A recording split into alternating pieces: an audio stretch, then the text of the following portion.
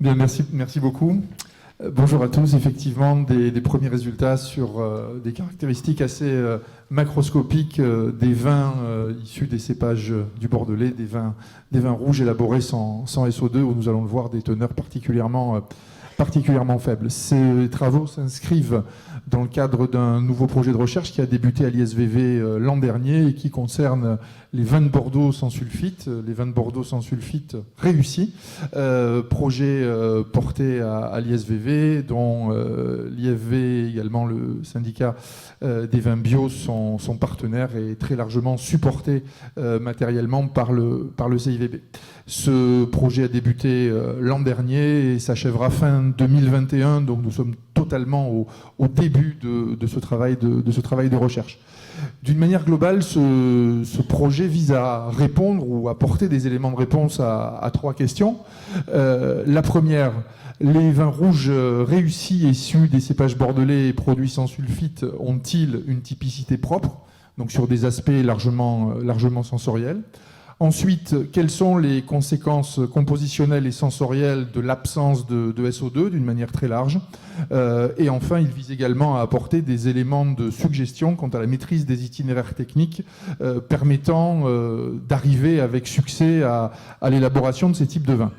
Donc le travail a débuté avec les premiers aspects que je vais qualifier de sensoriels autour de la recherche d'une typicité de ces vins. Il a débuté par un master recherche l'an dernier, en 2018, et c'est des résultats extraits de ce master recherche de Pinelopi Manjoriou que je vais vous présenter pour essayer de vous dresser sur les vins issus des cépages bordelais présents sur le marché bordelais que nous avons pu obtenir pour avoir un petit peu donc une idée de ce qui se dégage principalement de ces vins-là. Pinelopi a recherché de manière assez exhaustive et le syndicat des vins bio nous a fourni un nombre non négligeable d'échantillons, mais l'approche était véritablement de se focaliser sur des vins élaborés sans SO2 ou en tout cas avec des teneurs en SO2 extrêmement faibles. Nous nous sommes laissé une marge de tolérance jusqu'à une teneur de l'ordre de 30 mg par litre de SO2 total dans les vins conditionnés. Donc les vins objets de l'étude sont des vins qui sont des vins bio, d'une part, pas majoritairement, et d'autre part, des vins élaborés de manière totalement conventionnelle. La clé d'entrée pour nous était véritablement simplement la teneur en SO2 total de ces vins. En tout cas, la teneur en SO2 total indiquée par les metteurs en marché de ces vins. Donc visiblement, au printemps 2018, il a été possible de trouver une cinquantaine de vins issus de cépages bordelais, des millésimes 2015 et 2016, mis en avant comme étant élaborés et contenant des teneurs en dioxyde de soufre particulièrement faibles. L'idée a été donc d'évaluer sensoriellement ces vins d'une part, et puis analytiquement également, de manière à s'assurer de cette teneur en SO2 suffisamment faible. L'évaluation sensorielle a été faite dans un premier temps pour essayer de mettre en avant des vins qu'on va qualifier de réussis et donc d'éliminer les vins à défaut.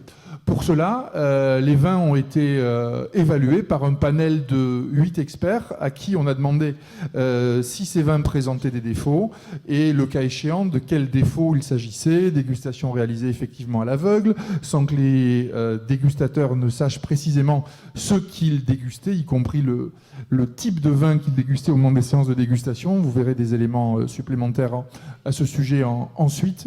Et c'est à l'aide évidemment d'outils statistiques et des résultats des dégustateurs que les vins ont pu être considérés comme avec ou sans défaut.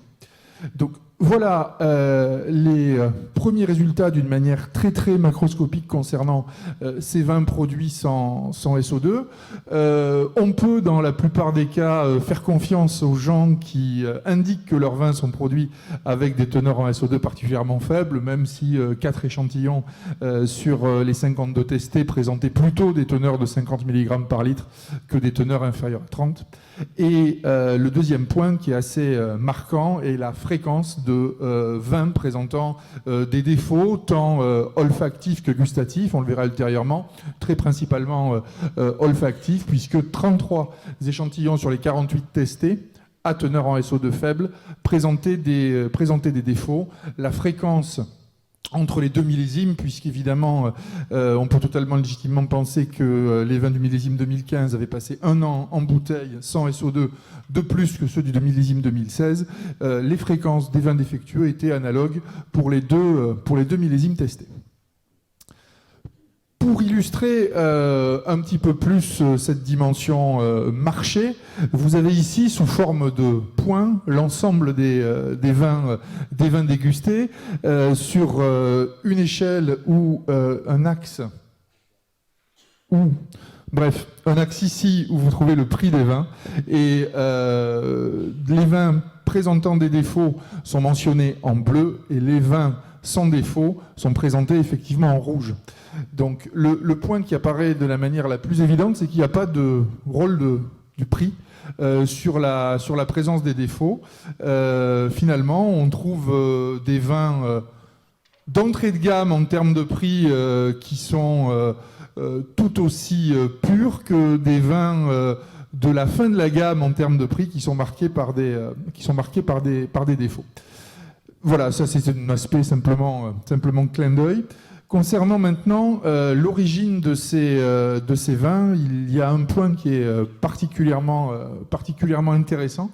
Donc vous avez ici, sur ces vins issus de cépages bordelais, la fréquence des défauts dans les vins issus des sous-régions, certaines sous-régions dépassant largement le bordelais, puisque je vous ai dit qu'on se penchait sur des vins issus de cépages bordelais, donc quelques vins du sud et puis de l'Aquitaine géographique, évidemment, ont été sélectionnés pour cette étude.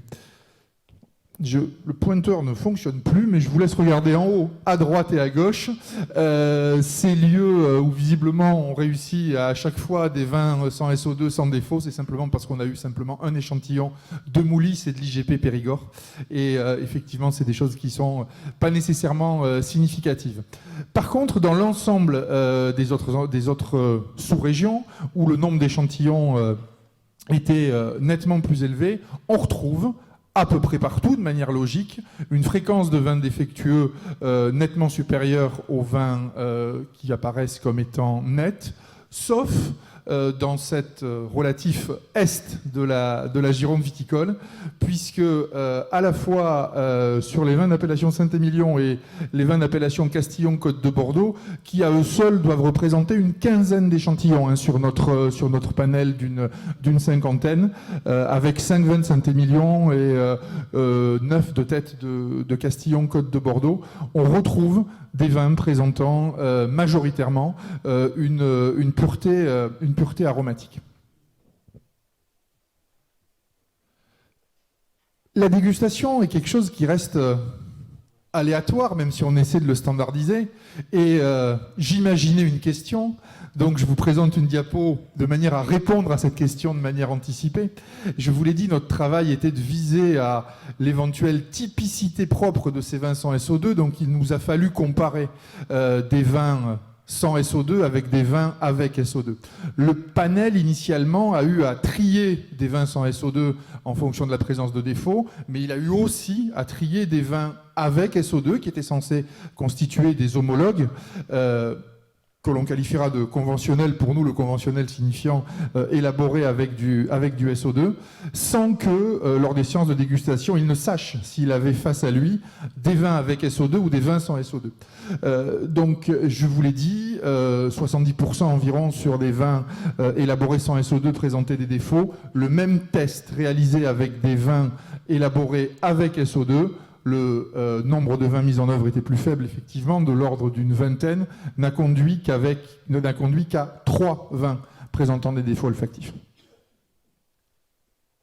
S'il s'agit maintenant de regarder les types de défauts qu'on a retrouvés d'une manière récurrente dans ces vins élaborés sans SO2, ce qu'il apparaît facilement, c'est que pour les vins élaboré avec SO2, c'est le caractère phénolé qui a été mis en évidence en premier lieu et qui est ultra majoritaire.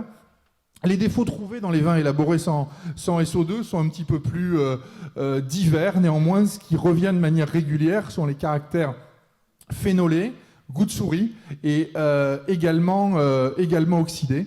De manière assez consensuelle entre les millésimes 2015 et 2016. Évidemment, on trouve des petites choses variant un peu en fonction des millésimes, parfois un peu plus de végétal en 2016, et une dimension un peu plus ascendance peut-être en 2015, mais c'est véritablement pas le cœur du message que je veux vous délivrer.